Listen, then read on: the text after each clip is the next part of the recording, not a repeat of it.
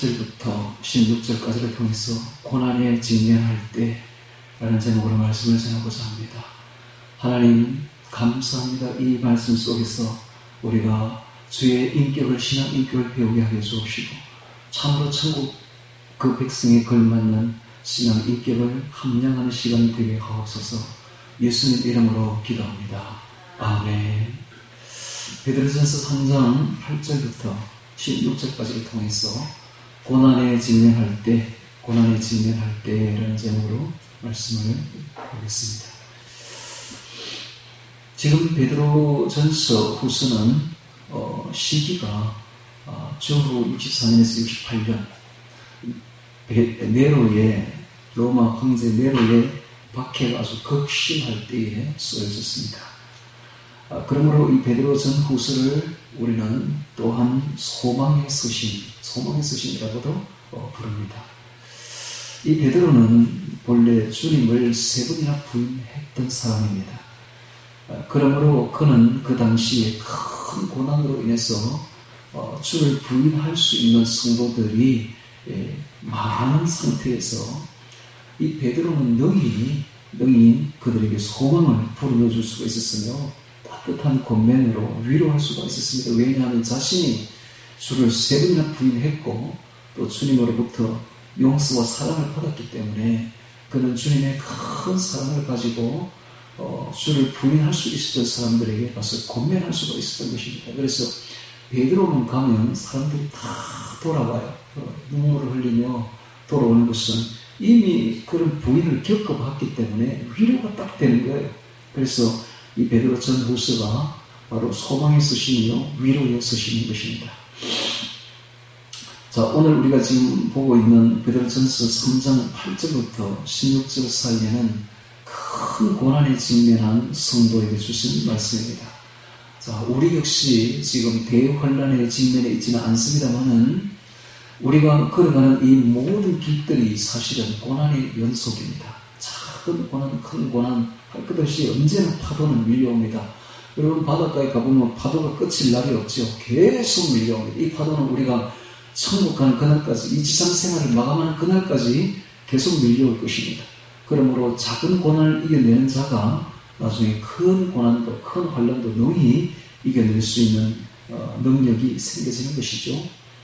예레미야 12장 5절에 한번 볼까요? 예레미야 12장 5절. 자, 예레미야서 12장 5절 찾으면 이런 말씀이 있습니다. 예레미야 12장 5절 한번 보시기 바랍니다. 찾았으면 제가 읽겠습니다. 내가 보행자와 함께 달려도 피곤하면 어찌 능히 말과 경주하겠느냐. 내가 평안한 땅에서는 무사하려니와 요단의 창이란 중에서는 어찌 하겠느냐. 네가 보행자와 함께 달려도 피곤하다면 이 작은 환란에서도 넘어지고 깨어진다면 어찌 말과 대환란과 경주하겠느냐. 대환란은 어떻게 견디겠느냐 이 말입니다. 네가 평안한 땅에서는 무사하려니와 요단강의 그 창이란 물 중에서는 어찌 하겠느냐. 대환란 때는 어떻게 하겠느냐 라고 말씀하고 있는 것입니다. 그러므로 우리가 대환란을 앞두고 있습니다.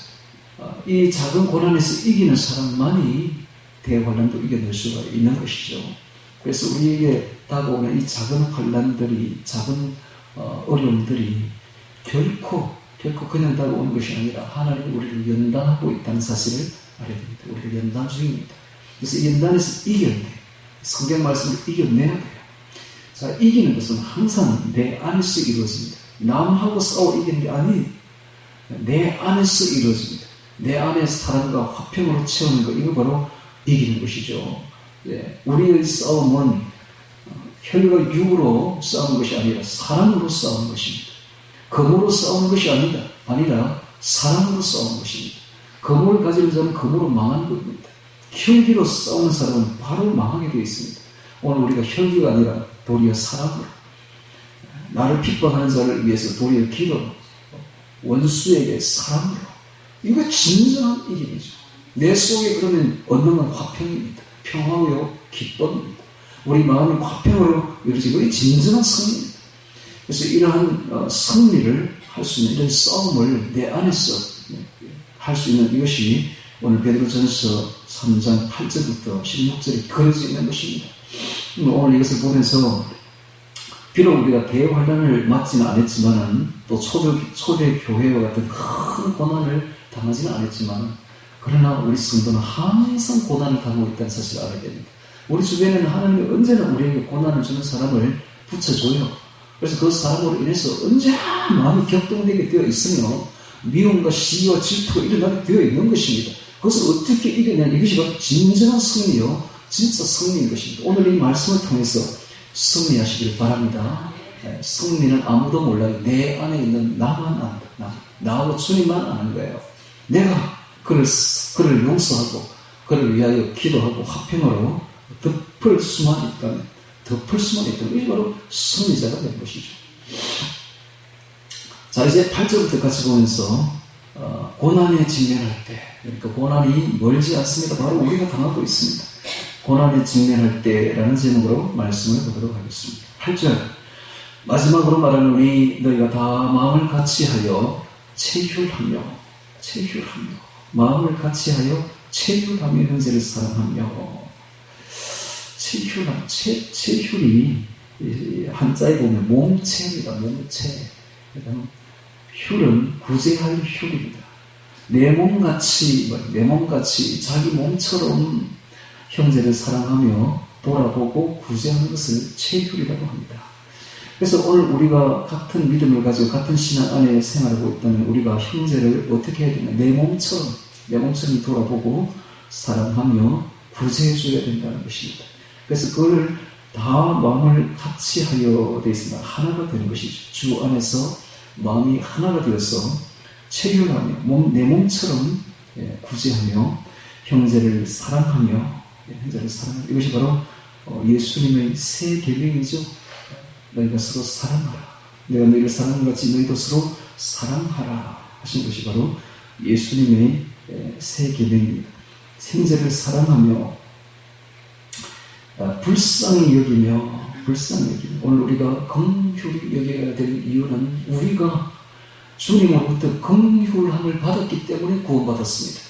그러므로 우리가 주님으로부터 불쌍히 여김을 받았기 때문에 우리도 모든 사람을 향해서 불쌍히 여겨야 될 것입니다. 여러분, 세상에 있는 모든 사람들은 다 약한 사람들입니다. 강한 사람 아무도 없어요. 가까이 가서 보면 전부 다 약한 게 짝이 없습니다. 그 아내를 볼 때 더 연약한 그릇이라는 말을 했지 않습니까? 저는 너보다 더 연약한 그릇이요. 그래서 더 연약한 그 7절에 나오죠. 남편 된 자들아 이와 같이 지식을 따라 너희 아내와 동거하고. 저는 더 연약한 그릇이요. 더 연약한 그릇. 여성들은 더 연약합니다. 그 말이 무슨 말입니까? 남자들도 연약하다는 거예요. 더라는 말에서 우리가 느낄 수 있는 것은 남자도 너무너무 연약한데 그 연약한 남자보다 더 연약한 사람들이 바로 여성들이다. 그런 의미죠. 그럼 오늘 우리가 모든 사람을 향해서 볼 때는 연약하게 봐야 됩니다.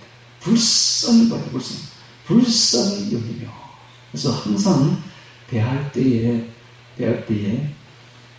친절하게 온유로 대해야 되지, 사람을 대할 때는 함부로 대하면 큰일 납니다.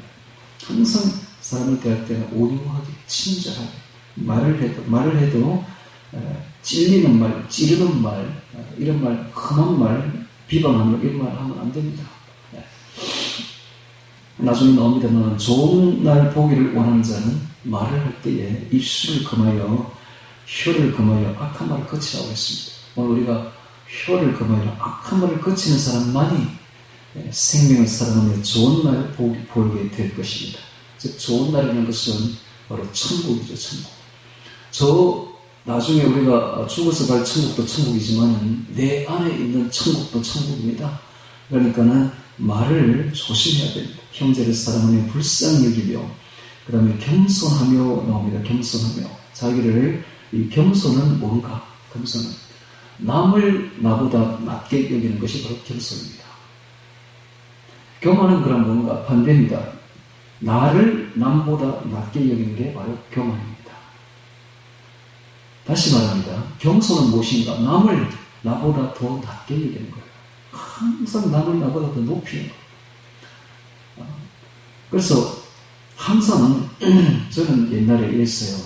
저는 시골에서 태어나서 시골에서 자랐습니다. 그러다 보니까 시골 촌놈이죠.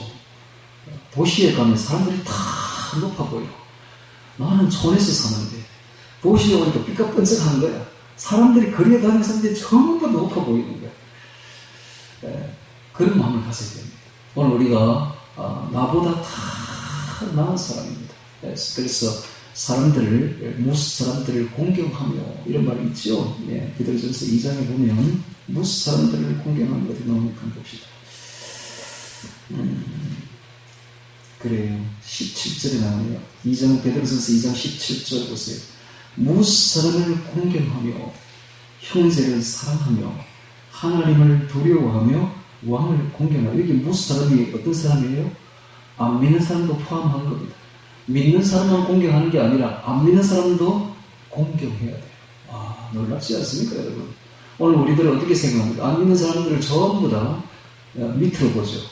하나님도 모르는 저 무식한 인간들 이렇게 보죠. 그런데 성경은 뭐래요? 무수 사람을 공경하라. 무수 사람을 즉 나보다 다 나은 사람으로 보라는 겁니다. 나보다 나은 사람. 이것이 바로 겸손입니다. 이것이 바로 겸손. 오늘 우리가 어떤 사람을 볼 때라도 우리는 다 나보다 나은 사람으로 봐야 됩니다. 다 공경해야 됩니다. 그것이 바로 겸손입니다. 겸손은 하나님이 주시는 마음입니다. 오직 하나님을 믿는 사람들만 가지는 마음이 겸손이에요. 그래서 왜 우리가 겸손해야 되는가? 우리가 하나님을 믿으니까. 하나님 앞에 나의 죄인됨을 깨달았으니까. 죄인 중에 예수님을 깨달았으니까. 이 세상에 있는 모든 사람들의 죄악은 사실 눈에 든 티에 불과하고 눈에 들보가 든 사람은 오직 한 사람 나밖에 없으니까. 그래서 나는 어떤 사람보다 나를 낮춰야 되는 것입니다. 겸손해야 되는 것이 이것이 바로 하나님이 주시는 마음이에요. 반대로 교만은 나를 남보다 낮게 여기는 마음인데 이것이 바로 사탄의 마음입니다. 이것이 바로 사탄이 주는 마음입니다. 그래서 나를 남보다 낮게 여긴다면 나는 지금 사탄의 종이 된 것입니다. 그래서 교만하지 말아야 됩니다. 우리는 항상 겸손해야 됩니다. 겸손하며, 9절에 봅니다. 악을 악으로 욕을 욕으로 갚지 말고 도리어 복을 빌라. 여기에 이제 오늘의 핵심의 말씀이 나왔습니다. 어떤 때요? 고난을 받을 때. 지금 초대교회 극심한 핍박과 박해 속에서 주시는 음성입니다. 악을 악으로 갚지 말아라. 욕을 욕으로 갚지 말아라. 도리어 복을 빌라. 완전히 예수님의 마음 아닙니까? 예수님께서 산성수훈에서 최고의 말씀을 하셨습니다. 원수를 사랑하고 너를 핍박하는 자를 위하여 기도하라. 어떻게 이렇게 될 수가 있습니까? 우리가 어떻게 원수를 사랑할 수가 있습니까? 있을 수가 없는 이야기를 왜 하고 있습니까? 원수를 사랑해야 될 분명한 이유가 있는데 원수를 미워하면 내가 괴롭습니다. 내 마음이 미움으로 꽉 차서 살인으로 미워하는 것은 살인이에요. 살인으로 꽉 차게 누가 망한다고? 저 사람이 망하는 게 아니라 내가 더 망해버리겠죠. 그러므로 하나님 우리를 사랑해서 주신 말씀이에요. 원수를 사랑하게 되면 어떻게 되는가? 내 마음 화평으로 가득 찹니다. 기쁨으로 가득 찹니다. 사실 내가 미워하고 있는 저 원수도 따지고 보면 같이 가까이 가서 보면 그 약한 사람이에요. 진짜 약해요. 그러니까 불쌍히 여기고 사랑해야 됩니다. 원수를 사랑하고 그를 위하여 기도해 줘야 됩니다. 그를 위하여 기도해 줘야 여기 똑같은 말씀이 나오죠. 악을 악으로 욕을 욕으로 갚지 말고 도리어 복을 빌라. 즉 우리는 악을 선으로 갚아야 됩니다. 이것이 바로 성도들입니다. 원수 갚는 것은 하나님께 맡겨야 됩니다. 우리가 못 갚습니다. 원수 갚는 것은 공의로 심판하는 자에게 부탁해야 하시는 주님을 닮으시기를 바랍니다. 그 말이 또 성경에 있죠. 23절, 2장 23절에 있습니다. 23절 한번 보시기 바랍니다. 베드로전서 2장 23절에 주님이 어떤 분인가? 22절에 저는 죄를 범치 아니하시고 그 입에 괴사도 거짓말도 없으시며 욕을 받으시되 대신 욕하지 아니하시고 고난을 받으시되 위협하지 아니하시고 오직 공의로 심판하는 자에게 부탁하십니다. 오직 공의로 심판하는 자에게 부탁하십니다. 대신 악을 악으로 갚지 아니하고 욕을 욕으로 갚지 않으신 분이 바로 예수님입니다. 예수님은 우리에게 본을 끼쳤습니다. 그 본을 따라오라고 그 자취를 남겨주셨습니다. 예수님이 걸어간 그 길을 우리도 따라 걸어야 됩니다. 악을 악으로 갚으면 안 됩니다. 여러분, 큰 박해때에서 초벌교회 박해때에 자기를 죽이는 그 로마 군대들을 향해서 욕을 하고 위협하고 했다면, 악을 악으로 갚았다면 하나님이 볼 때에 누가 악인인지 구별이 안 되죠. 이러면 안 되는 겁니다. 이게 핍박을 받을 때, 박해를 받을 때 더욱더 선으로 갚으면 악과 선이 확실하게 구분돼 버리는 것입니다. 그래서 하나님이 누구를 징벌해야 될 것인가 확실히 드러나죠. 그래서 오늘 우리는 악을 악으로 갚으면 안 되는 것입니다. 오늘날 우리나라 좌파들이 악인의 역할을 확실하게 감당하고 있죠. 이럴 때 우파들이 그들을 욕하면 안 돼. 그들을 욕하고 그들을 비방하고 막 이러면 같이 악인이 되는 거예요. 그러면 누가 악인인지 구분이 안 되잖아 지금. 그럴 때일수록 우리가 더욱더 선으로 악을 갚아야 되는 것입니다. 너무 좌파들을 비방하고 그렇게 하면 똑같이 악인이 되는 것이죠. 이 성경의 말씀을 보라. 성경 말씀을 봐야 됩니다. 이럴 때일수록 우리는 더욱더 선으로 악을 갚아야 되는 것입니다. 악을 악으로 욕을 욕으로 갚지 말고 도리어 복을 빌라 하나님의 은혜를 빌어주라. 자, 이런 말씀들은 산상수훈에 꽉 차가 있습니다. 마태복음 산상수훈에 꽉 차 있는 것이죠. 우리 성경 마태복음 한번 찾아보도록 하겠습니다. 자, 마태복음 5장 38절 찾습니다. 마태복음 5장 38절.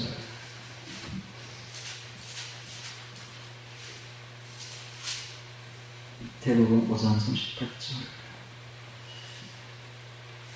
산상수훈. 이 산상수훈이 정말 우리에게 큰 교훈인 것은 바로 이런 말들 때문에 그렇습니다. 마태복음 5장 38절. 만약 이런 말들을 실행할 수만 있다면 우리의 인격이라는 것은 최고로 올라갑니다. 최고. 마태복음 5장, 6장, 7장을 이거를 그대로 실행할 수만 있다면 이보다 더 나은 인격은 없습니다. 최고의 신앙 인격을 가지게 됩니다. 이보다 더 나은 사람은 없어요. 어떤 종교인보다 어떤 도덕가보다 높아지게 되는 것입니다. 그래서 제가 마태복음 산상수훈을 암송하라는 이유가 바로 여기에 있습니다. 이 말씀을 암송하고 이대로 실천해 보십시오. 이보다 더 나은 인격은 없는 거예요. 자, 5장 38절입니다. 또 눈은 눈으로 이는 이로 갚으라 하였다는 것을 너희가 들었으나 나는 너희에게 이르노니 악한 자를 대적지 말라. 누구든지 내 오른편 뺨을 치거든 왼편도 돌려대며. 여기까지는 실행할 수가 있으면 최고의 신앙인격입니다. 최고의 신앙인격. 오른편 누가 뺨을 쳤다. 왼편도 돌려대라. 또 너를 송사하여 속옷을 가지고자 하는 자에게 겉옷까지도 가지게 하며. 누가 우리에게 재판을 걸면 그 재판에 응하지 말고 다 주라는 겁니다. 달란트를 다 주고 달란트를 주라는 겁니다. 이 정도의 신앙인격을 가진 사람은 찾아보기 어렵습니다. 아니, 없습니다. 근데 성경 말씀을 암송을 해가지고 실천에 하려고 노력하는 사람 이대로 합니다. 다 줍니다. 그래요. 줍니다. 또 너를 억지로 오리로 가게 하거든 그 사람과 신일동. 여러분, 이런 사람과 어떻게 같이 갈 수 있어요? 동행을 한다는 것은 마음이 맞는 사람과만 동행하는 것이지, 나를 죽이려고 하는 저 사람을 어떻게 동행할 수가 있겠습니까? 그러나 동행할 수가 있다면, 그런 인격을 진정 사람으로 같이 갈 수 있는 인격을 가졌다면 이 사람이야말로 최고의 신앙 인격자. 너에게 구하는 자에게 주면 돈을 달라고 하면 주라는 겁니다. 달라면 주라는 겁니다. 또 너에게 꾸고자 하는 자를 거절하지 말라. 꾸고자 하는 자를 거절하지 말라는 겁니다. 또 내 이웃을 사랑하고 내 원수를 미워하라 했던 것을 너희가 들었으나 나는 너희에게 이르노니 너희 원수를 사랑하며 너희를 핍박하는 자를 위하여 기도하라. 이같이 한즉 하늘에 계신 너희 아버지의 아들이 되리니 즉 천국 백성이 되리니. 이렇게 해야 천국 백성이 된다는 것. 하나님의 아들이 되리니 이는 하나님이 그 해를 악인과 선인에게 비추게 하시며 비를 어려운 자와 불의한 자에게 내리우시니라. 너희가 너희를 사랑하는 자만 사랑한다면 무슨 상이 있으리요? 세리도 이같이 아니하느냐? 또 너희 형제에게만 무난하면 남보다 나은 것이 무엇이냐? 이방인들도 이같이 아니하느냐? 그래가지고는 구분이 안 된다는 거예요. 원수를 사랑하는 데까지 가야 확실하게 구분이 된다는 거예요. 네. 그러므로 하늘에 계신 너희 아버지의 온전하심 같이 너희도 온전히, 이 온전이 뭡니까? 원수를 사랑하는 것이 바로 온전이에요. 원수를 사랑하는 것. 원수를 사랑하는 것까지 가야 하나님이 온전하여 악인과 선인에게 해를 비치고 비를 내리는 것처럼 그 온전함처럼 우리도 주님의 온전을 닮아간다. 여러분 어떻습니까? 이런 말씀 들어보니까 최고의 신앙이겠자 아닙니까? 최고의 신앙이겠자. 그런데 7장 한번 볼까요? 마태복음 7장 봅니다. 마태복음 7장. 자, 13절. 좁은 문으로 들어가라. 멸망으로 인도하는 문은 크고 그 길이 넓고 그리로 들어가는 자가 많고 생명으로 인도하는 문은 좁고 그 길이 협착하여 참는 이가 적음이니라. 하면서 20절. 나더러 주여 주여 하는 자마다 다 천국에 들어갈 것이 아니요 다만 하늘에 계신 내 아버지 뜻대로 행하는 자라에 들어가리라. 그날에 많은 사람이 나더러 이르되 주여 주여 우리가 주의 이름으로 순전 못하는 주의 이름으로 귀신을 쫓아내는 주의 이름으로 많은 권능을 행치 아니하였나이까 하리니 그때 내가 저에게 밝히 말하되 내가 너희를 도무지 알지 못하는 불법을 행하는 자들을 내게서 떠나가라 하리라. 이런 말씀. 그 다음에 5장의 26절 5장의 20절 17절 봅니다. 5장 17절. 내가 율법이나 선지자는 피하러 온 줄을 생각지 말라. 피하러 온 것이 아니라 완전케 하려 함이로라. 진실로 너에게 이르노니 천지가 없어지기 전에는 율법의 1.1도 없어지지 않고 다 이루리라. 그러므로 누구든지 이 계명 중에 지극히 작은 것 하나도 버리고 또 그같이 사람을 가르치는 자는 천국에서 지극히 작다 일컬음을 받을 것이며 누구든지 이를 행하며 가르치는 자는 천국에서 크다 일컬음을 받으리라. 내가 너에게 이르노니 너희 의가 세간과 바리새인보다 더 나았지 못하면 결단코 천국에 들어가지 못하리라. 이런 말씀이 지금은 다 폐해졌습니까? 이거 없어진 거예요? 이런 말씀이 다 무효가 된 거예요? 지금 신학자들이 그렇게 이야기합니다. 다 이런 말씀은 다 예수님 이후로 다 없어진 말씀들이다. 폐해졌다. 지금은 믿기만 하면 천국 들어간다. 어떤 행위로서 들어가는 것이 아니라 믿기만 하면 천국 들어간다. 이런 말씀은 다 없어진 것이다. 과연 그렇습니까? 이게 지금 오늘날의 교회들입니다. 여러분, 그런 말을 하는 자들은 바로 지금까지 많은 기독교인들을 지옥으로 보낸 장본인이요. 지금도 보내고 있다는 걸 알아야 됩니다. 우리는 사람의 말을 믿지 말고 보지 말고 주의 말씀을 봐야 되고 그 말씀을 믿어야 됩니다. 할렐루야. 주의 말씀 폐해진 게 아니에요. 천지는 없어지고 내 말은 없어지지 아니하리라 했습니다. 너희 의가 세간과 바리새인보다 더 낫지 못해 결단코 천국에 들어가지. 너무너무 무서운 말 아닙니까? 여러분? 좁은 문으로 들어가라. 멸망으로 인도하는 문은 크고 그 길이 넓고 그로 들어가는 자가 많고 생명으로 인도하는 문은 좁고 길이 협착하여 참는 이가 적음입니다. 주님이 적다는 것은 지극히 적은 겁니다. 주님이 많다는 것은 너무너무 많은 거예요. 대부분의 사람들이 다 지옥으로 간다는 거예요. 믿어도 교회 다녀도 다 지옥으로 들어간다는 거예요. 생명으로 가는 사람들은 너무너무 적다는 거예요. 지극히 적다는 것을 우리는 알아야 됩니다. 그래서 그렇게 교회에서 그렇게 목사들이 말한다고 따라하면 안 됩니다. 그 말 믿으면 안 됩니다. 여러분 우리는 주님의 말을 믿어야 되고 주님의 음성을 따라가야 돼요. 이게 양이에요.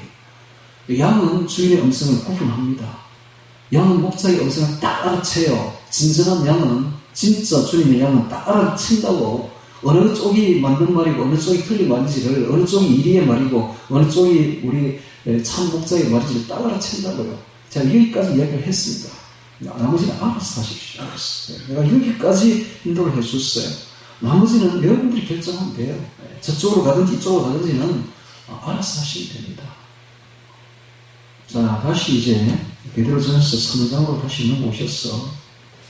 자, 주님께서 산상순에서 말씀하신 그런 말씀을 우리가 실천에 옮길 수만 있다면 최고의 인격자가 된다는 걸 알아야 됩니다. 이런 유학자는 없었어요. 지금까지. 이렇게 유학을 해가지고 유교를 공부해가지고 이런 인격을 가진 사람은 아무도 없습니다. 불교 중에서 이 정도 인격을 가진 사람은 아무도 없다고요. 이 정도의 인격을 가졌다는 것은 최고입니다. 최고 꼭대기에 올라가는 거예요. 이 신앙 인격이. 원수를 사랑하고 그를 위하여 기도하는 마음을 가질 수가 있다면 최고의 화평을 가지게 될 것이요 사랑을 가지게 될 이게 진정한 승리요 이김입니다. 할렐루야. 그래서 계시록에서 이기는 자는 천국에 들어오리라는 그 말이 무슨 말인지를 깊이 깨달아야 돼요. 내가 남하고 싸워서 이기는 게 아닙니다.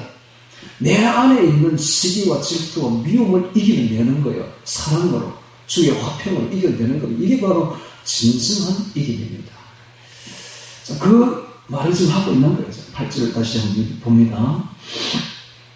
마지막으로 말하노니 너희가 다 마음을 같이하여 치유하며 형제를 사랑하며 불쌍히 여기며 겸손하며 악을 악으로 욕을 욕으로 갚지 말고 도리어 복을 빌라. 이를 위하여 너희가 부르심을 입었으니 이는 복을 유혹으로 받게 하려 하시니라.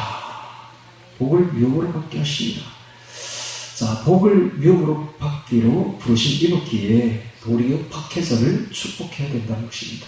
복을, 저 하늘의 천국을, 복이 바로 천국이고 영생입니다.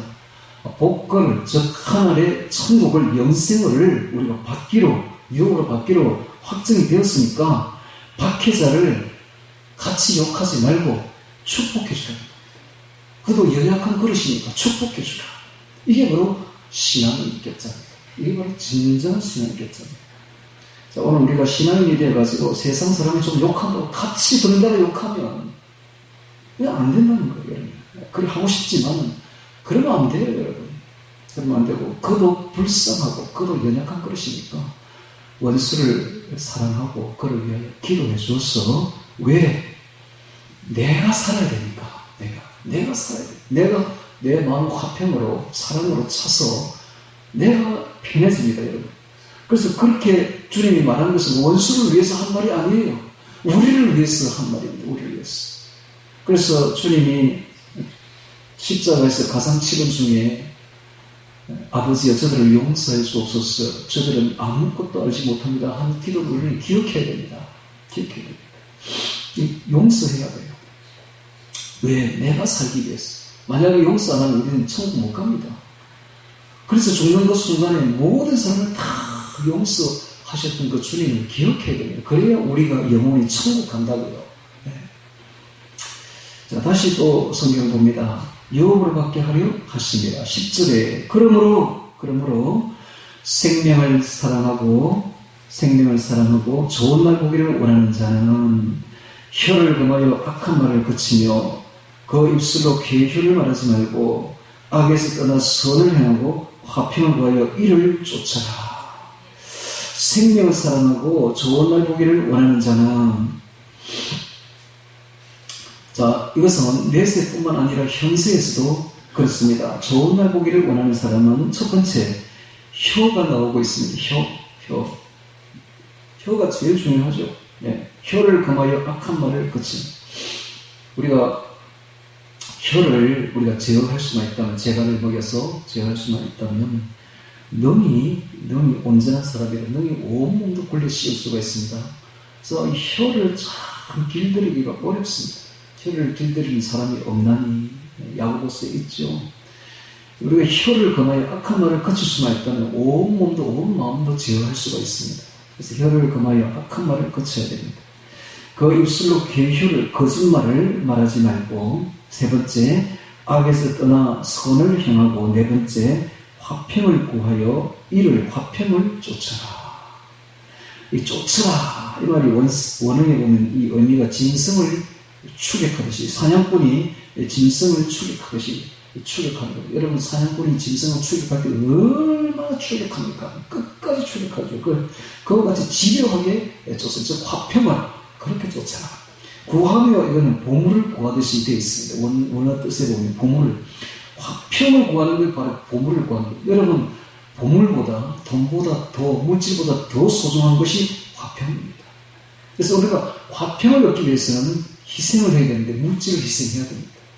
희생 없이 화평이 오지는 않습니다.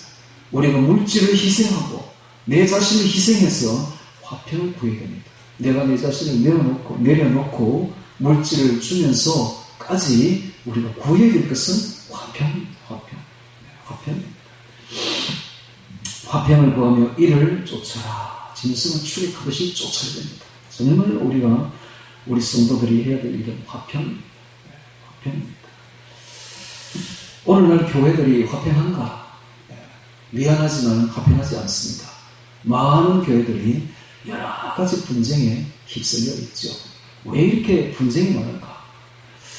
너무 작은 문제를 가지고 별것도 구원에 관련된 정말 구원이냐 지옥이냐 천국이냐 지옥이냐의 문제가 아닌 다른 문제를 가지고 너무 언성을 높이고 다투기 때문에 그렇습니다.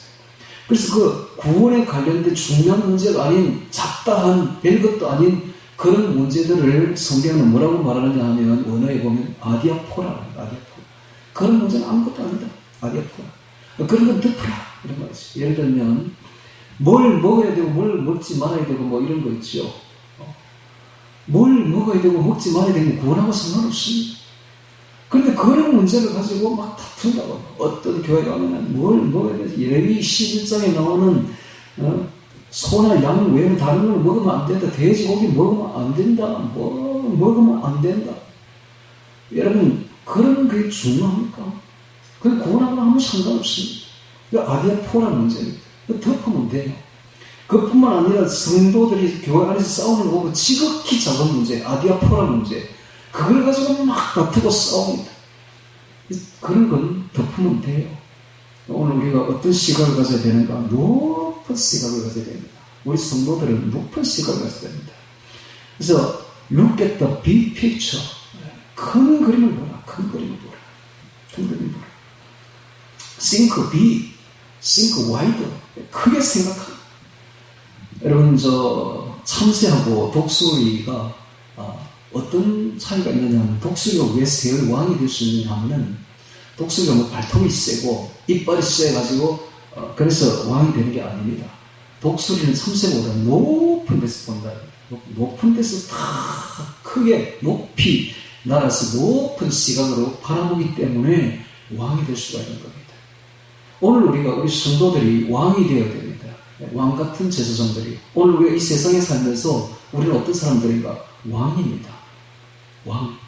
이 세상 모든 사람들을 다스려야 될 앞으로 진정한 왕들이에요. 주님을 따라 왕된 자들입니다.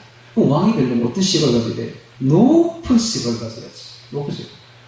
세상에 자질구레한 조그마한 문제에 연연해하지 말고 높이 올라가야지. Big wide, big picture를 think the big, 크게 생각하고 크게 넓게 생각하고 look at the big picture, 큰 그림을 볼 줄 알아야지. 작은 것에는 연연하지 말고 아디아포라 문제에 대해서는 그냥 덮어줄 수 있는 시각을 가져야 됩니다.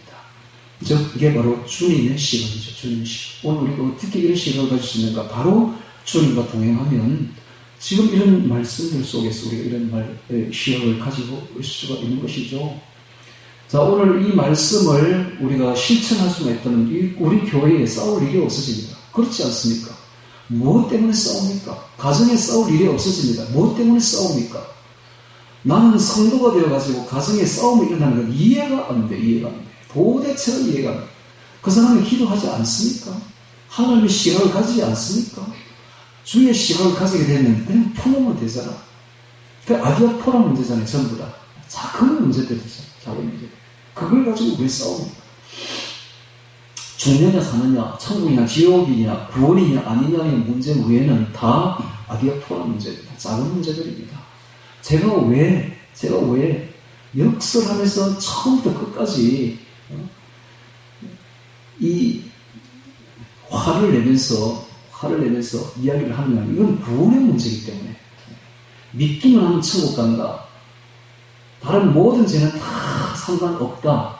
이것은 여러분들의 영혼에 대한 구원에 대한 문제이기 때문에 제가 역설을 하고 화를 내고 성을 내는 것이지 나머지 문제에 대해서는 저는 아무렇지가 않습니다. 빅픽처를 높은 시각을 가지고 다 덮으면 되거든요. 그건 뭐 다른 문제될 거 있습니까, 여러분? 우리 구원에 관련된 문제 아니면 다른 문제는 큰 문제가 아닙니다. 다 덮어버리면 되는 것이죠. 자, 그래서 생명을 사랑하고 좋은 날 보기를 원하는 자는 혀를 금하여 악한 말을 거치며 그 입술로 계율, 거짓말을 말하지 말고 악에서 떠나 선을 행하고 화평을 구하여 이를 쫓아라. 주의 눈은 의인을 향하시고 그의 귀는 제 간구에 기울이시되 주의 낯은 악행하는 자들을 향하시느니라. 주의 낯은 악행하는 자들을 향하시느니라. 자, 우리는 주님께서 언제나 우리를 쳐다보고 있다는 것을 알아야 됩니다. 주의 낯은 악행하는 악인에게는 반드시 공의의 심판을 하십니다. 그래서 의인에게는 주의 눈은 의인을 향하고 있습니다.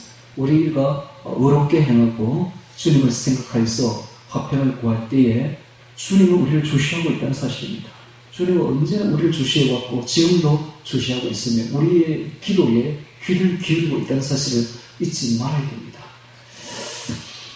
자, 그래서 13절에 보니까 고난에 직면한 성도의 자세를 이야기합니다. 오늘 이제 주제가 나옵니다. 고난에 직면할 때 어떻게 되는가? 네 가지를 이야기를 하고 있습니다. 네 가지.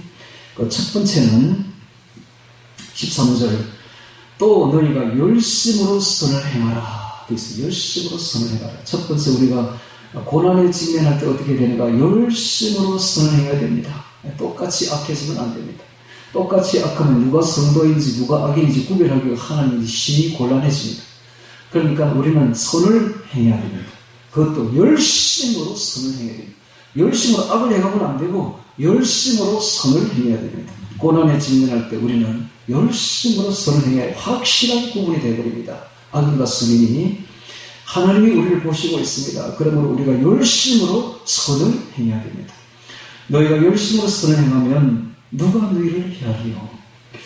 자, 박해를 통해서 궁극적으로 선을 이루시는 하나님이심을 우리는 믿어야 됩니다. 그러므로 열심으로 선을 해야 됩니다. 두 번째, 14절에 그러나 의를 위하여 고난을 받으면 복 있는 자니 저희의 두려움을 두려워 말며 이게 두 번째입니다. 우리가 첫 번째는 열심으로 선을 해야 되고 두 번째는 두려워하지 말아야 됩니다. 뭘 두려워하지 말아야 되는가? 저희의 두려워하는 것을 두려워하지 말아야 됩니다. 저희가 두려워하는 것이 뭡니까? 당시 초대교회에서는 왕이었습니다. 왕을 황제를 두려워했고 우상을 두려워했습니다. 그들이 두려워하는 것은 지극히 아무것도 아닌 것들이죠. 왕입니다. 황제입니다. 당시에 그들은 이 황제를 신으로 모셨고 황제를 거역하는 자들은 죽였습니다. 그래서 예수님은 이럴 때 뭐라고 말씀하시는가? 육체를 죽이는 자를 두려워하지 말고 너희 영혼과 육체를 능히 지옥에 멸하시는 자를 두려워하라. 너희 몸만 죽이는 자들을 두려워하지 말고 너희 영혼과 육체를 함께 지옥에 멸하시는 그 하나님을 도리어 두려워하라 라고 말해 보십니다. 그러므로 이런 말씀들은 앞으로 666 짐승표가 생겨지고 대환란이 직면한 성도들에게는 정말로 와닿는 말씀이 될 것입니다. 짐승표를 받고 육체의 생명은 잠시 살리고 그 뒤에 영원히 지옥에 들어갈 것인가?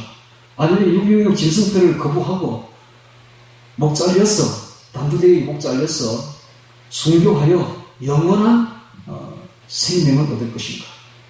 이 둘 중에 하나에서 누구를 두려워할 것인가가 이제 결정되는 것입니다. 우리의 몸을 죽이는 자들을 두려워한다면 우리는 신앙이 파괴될 것이요. 우리가 정말로 그 이후에 있을 영원한 천국과 지옥을 결정하는 하나님을 두려워한다면 능히 깃박자에 맞서서 담대하게 죽을 수가 있을 것입니다.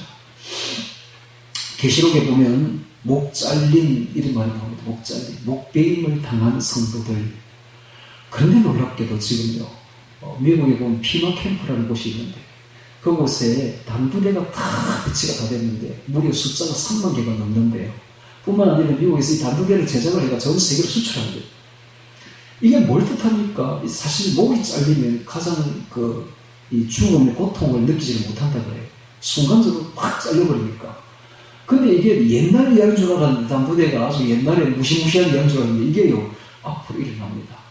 그렇게 죽입니다, 이제 앞으로. 성도들. 죽여가지고, 피마 캠프에 보면 그 시체를 처리하려고 관을 만드는데 플라스틱 관을 크게 만들어요. 세 사람이 함께 들어갈 수 있을 정도로. 세 사람, 네 사람을 함께 집어넣어서 처리하려고, 그거 다 준비 다 됐어요, 지금. 그러니까, 앞으로 이 휴거되지 못한 성도들은 지금부터 제가 하는 말을 잘 들으십시오.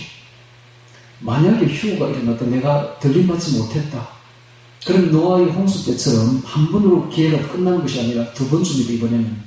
그렇다면 실망하지 마시고 순교하세요, 순교하면 천국 갑니다. 한 번의 기회가 더 남아있으니까 제발 용병국진성표 받지 마시고 순교하세요. 목 잘려서 천국 가기 바랍니다. 자, 이 문제는 아유 목사님 내가 그 두려운데 어떻게 순교합니까? 여러분 누구가 더 두려운지를 알아야 돼요. 황제가 더 두려운가? 아니면 몸을 죽이는 황제가 더 두려운가? 아니면 몸과 영혼을 함께 지옥에 가시는 진짜 왕이 더 두려운가? 이걸 결정해야 돼요. 정말 우리가 하나님을 두려워해야 됩니다. 하나님을 두려워하고 세상을 두려워하지 말아야 됩니다. 하나님을 두려워하는 자는 세상을 두려워하지 않습니다. 세상을 두려워하는 자는 반대로 하나님을 두려워하지 않는 법이에요. 오늘 우리가 하나님을 두려워해야 됩니다. 세상을 두려워 말아야 됩니다.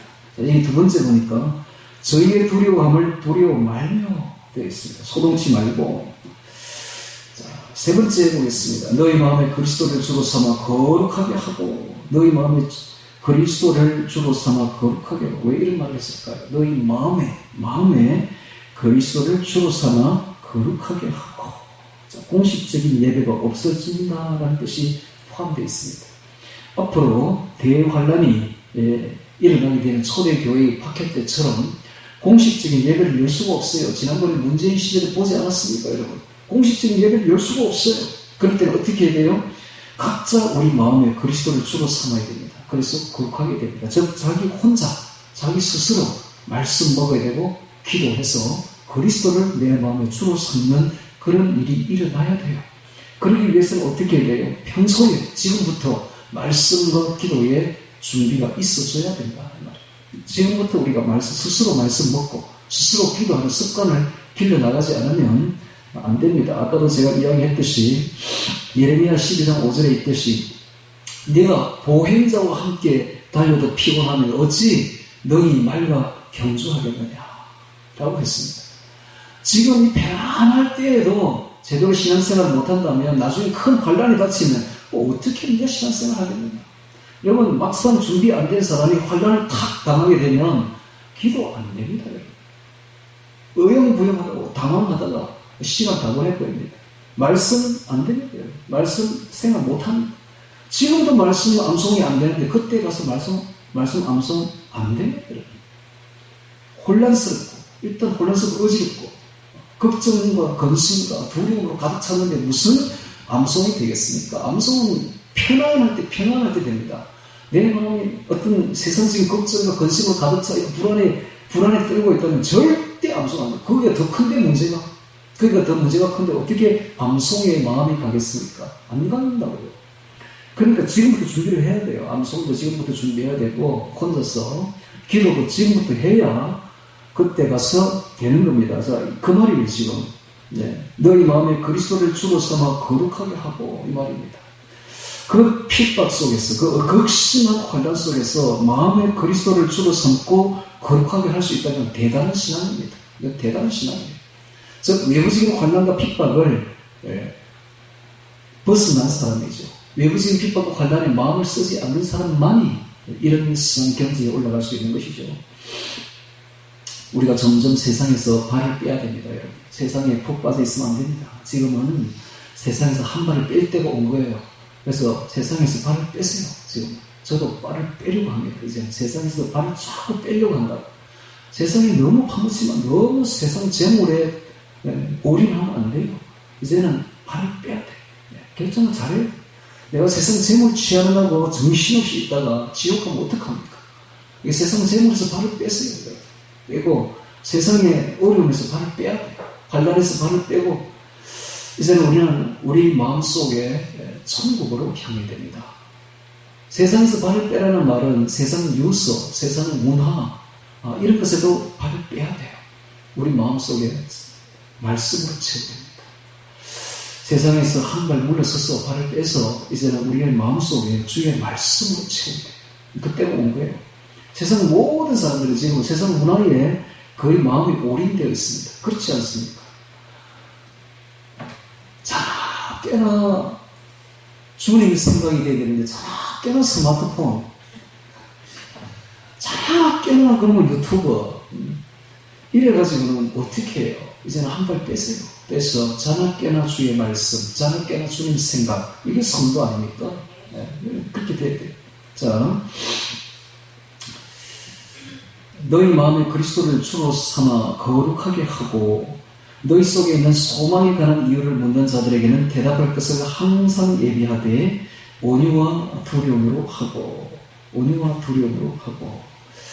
자, 이 세 번째 태도가 나왔습니다.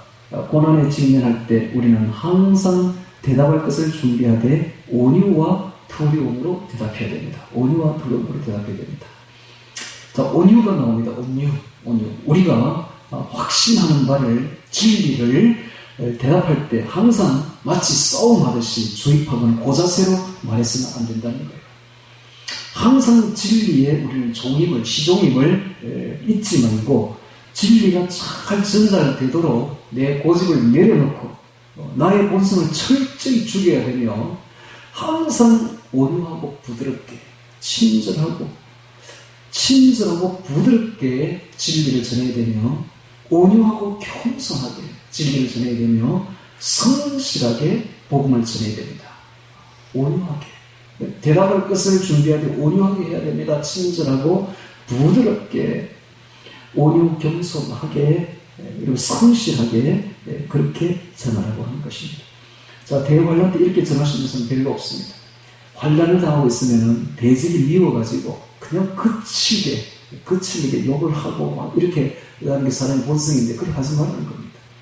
부드럽고 친절하게, 온유 겸손하게, 그리고 성실하게. 이 환란이 일어나면 복음 안 전해요, 여러분. 복음 안 전합니다.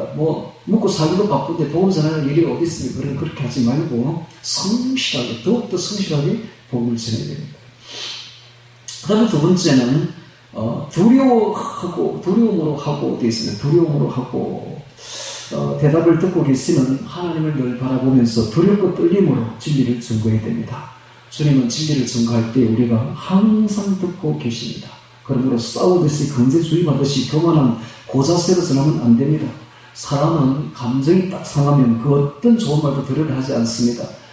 우리 힘으로는 그 어떤 사람도 교육시킬 수가 없다는 걸 알아야 됩니다. 그래서 오직 주님만이 그 사람을 변화시킬 수 있음을 알고 온유와 두려움으로 확실한 말을 전해야 됩니다. 왜냐하면 주님이 하시도록, 우리는 그 자리에 피해야 됩니다. 주님이 하시도록 부드럽고 온유하고 친절하게, 온유 겸손하게, 성실하게 진리를 전하면 그것이 바로 우리의 태도입니다. 그것이 우리의 태도입니다. 자, 이렇게 전하게 되면 주님이 일을 하십니다. 이게 환란을 직면할 때 우리가 가져야 될 태도를 지금 이야기를 하고 있습니다. 주를 두려워함으로, 하나님을 두려움으로 전해야 됩니다.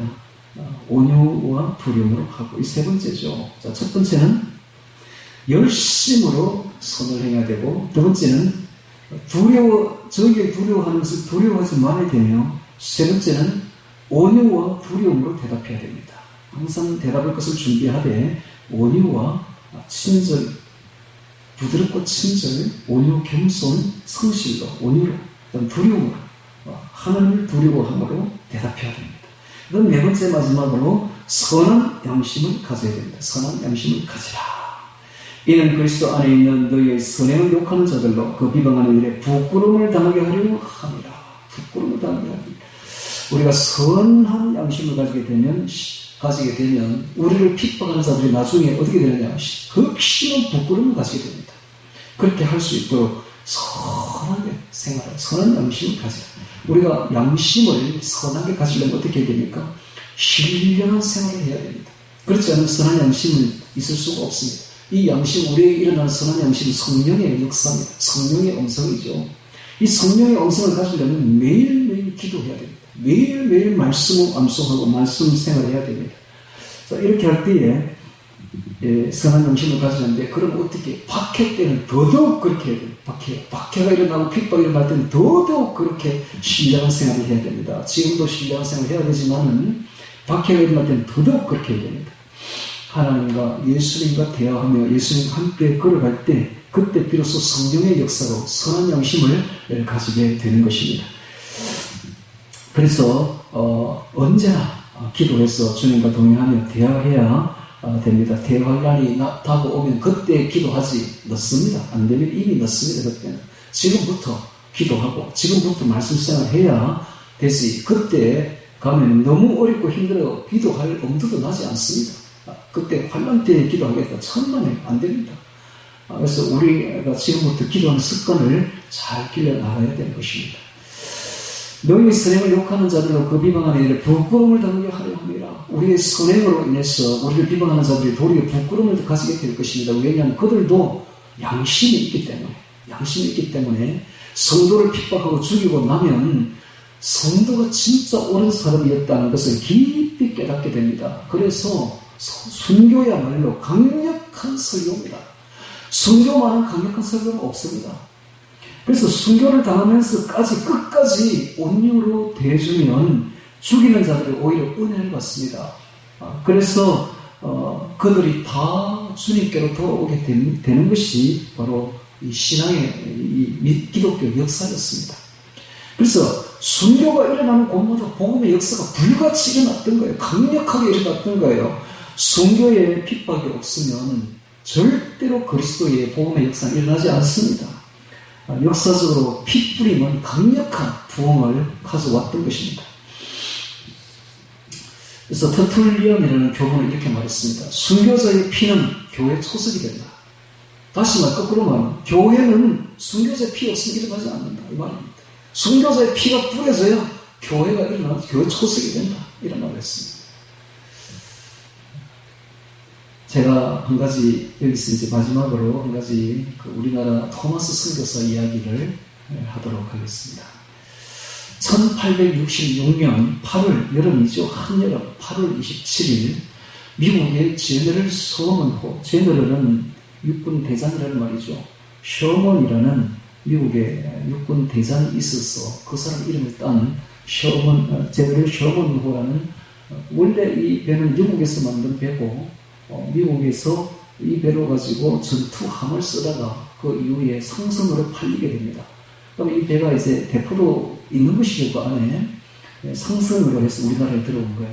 들어와서 황해 쪽으로 해서 대동강을 통해서 평양까지 들어온 거예요. 평양까지. 이때는 물이 많이 차니까 강에 평양까지 가까이 온 거예요. 그러면서 그 평양 가까이 와서 그 대동강에서 조선의 개항과 통상을 요구하면서 총과 포를 막 쏘아댑니다. 그런데 9월 2일, 들어온 날이 8월 27일인데 며칠 지나서 9월 2일쯤 되자 대동강 물이 싹 빠져버렸어요.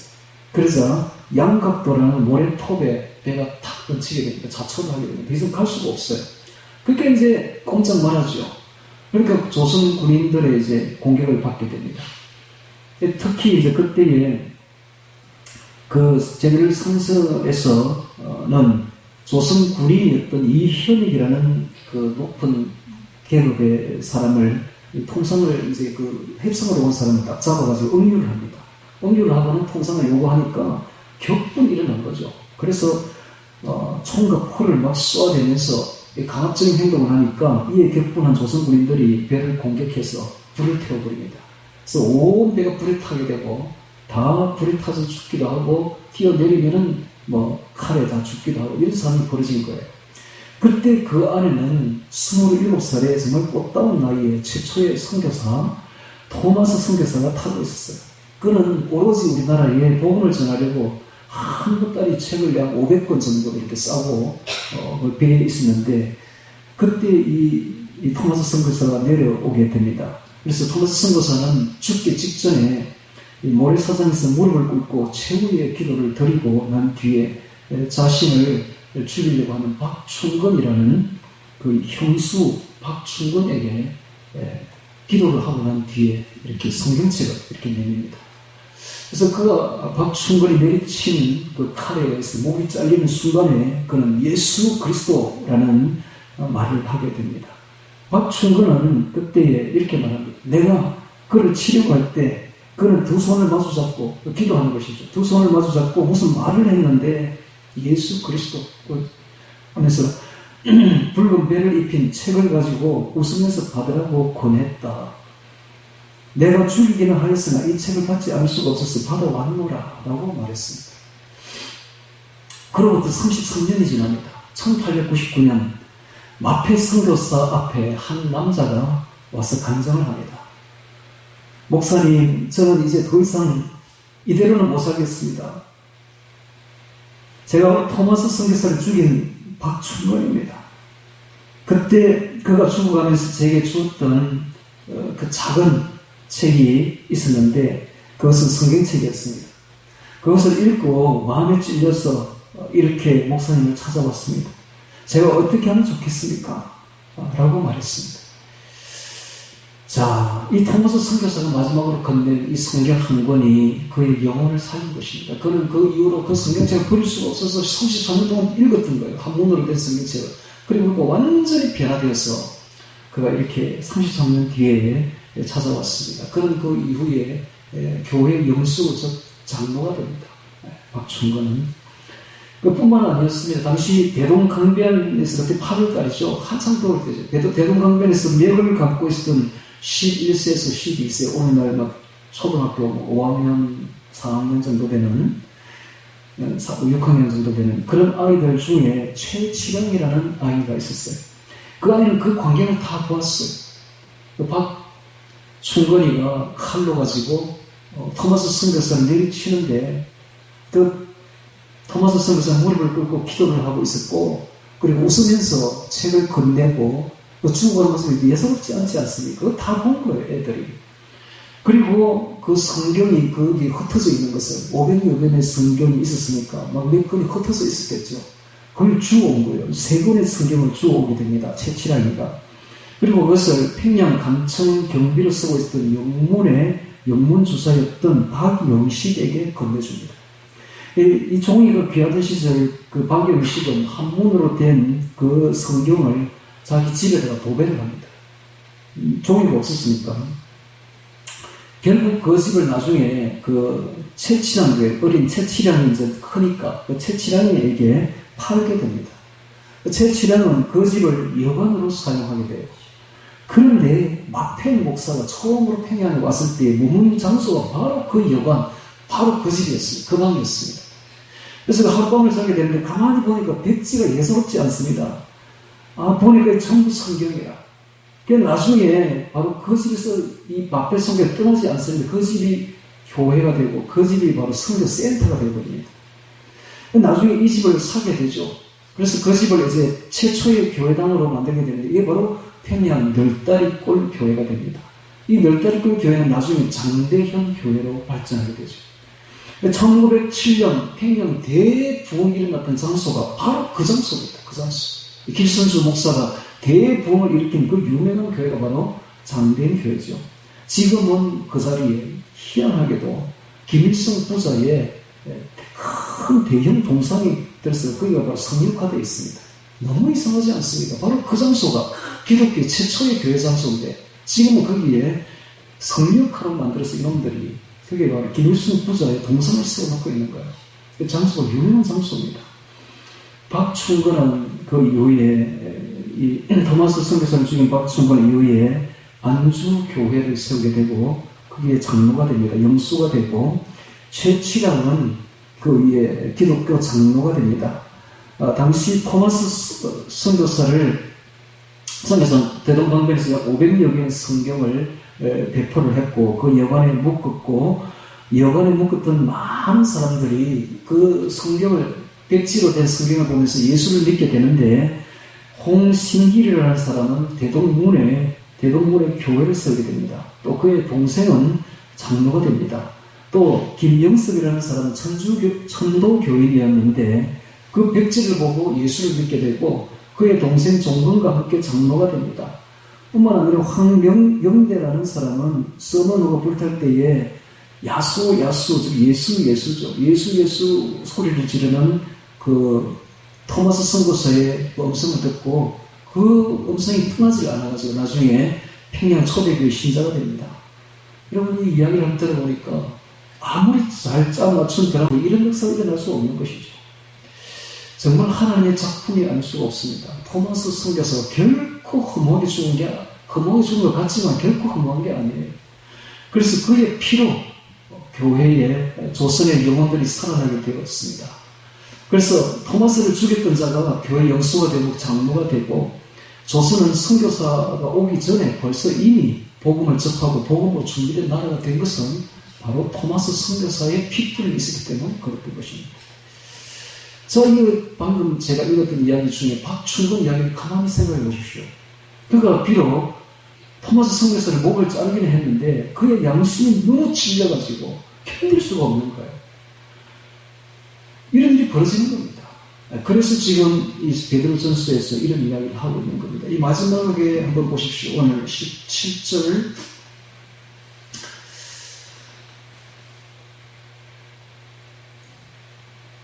오늘 그 마지막에 있었던 그 말씀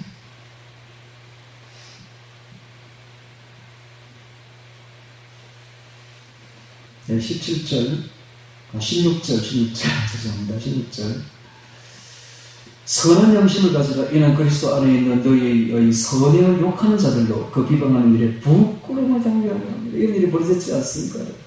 토마스 선교사가 만약에 그때 같이 악행을 했더라면 누가 악인인지 구별이 안 됐을 것입니다. 그러나 끝까지 기도하고 웃으면서 복음을 전했던 선한 행실이 그 사람들로 하여금 부끄러움을 느끼게 하는 거예요. 평생 33년 동안에 양심을 강하게 찔렀던 것입니다. 이런 일이 벌어지는 것입니다. 자, 오늘 우리가 고난에 직면할 때 어떻게 해야 될 것인가를 이 말씀을 받았습니다. 여러분, 이것은 대환란 때의 일만은 아닙니다. 우리가 지금 살아가는 이 순간순간 작은 고난들이 밀려오고 우리를 핍박하고 우리를 못 살게 보는 사람들이 주변에 늘려 있습니다. 이럴 때 우리는 그들에게 어떻게 대해야 될 것인가를 연습해야 됩니다. 그들을 미워하면 안 됩니다. 그들을 같이 욕하면 안 됩니다. 차라리 그들을 위해서 기도하십시오. 그들을 용서하십시오. 그들은 더 연약한 그릇임을 알고 불쌍히 여겨야 됩니다. 그럴 때 우리 속에 찾아오는 화평을 맛보기를 바랍니다. 우리가 진정으로 용서할 때 화평해지고 기쁨으로 충만하는, 이것이야말로 우리 안에 천국이 이루어지는 것이요 우리가 진정으로 승리하는 것입니다. 고난에 직면할 때 오늘 말씀을 깊이 기억하여서 선행으로 악을 갚는 우리 모두가 되기를 주의 이름으로 축원합니다. 다 같이 오늘 말씀 기억하며 기도드리겠습니다.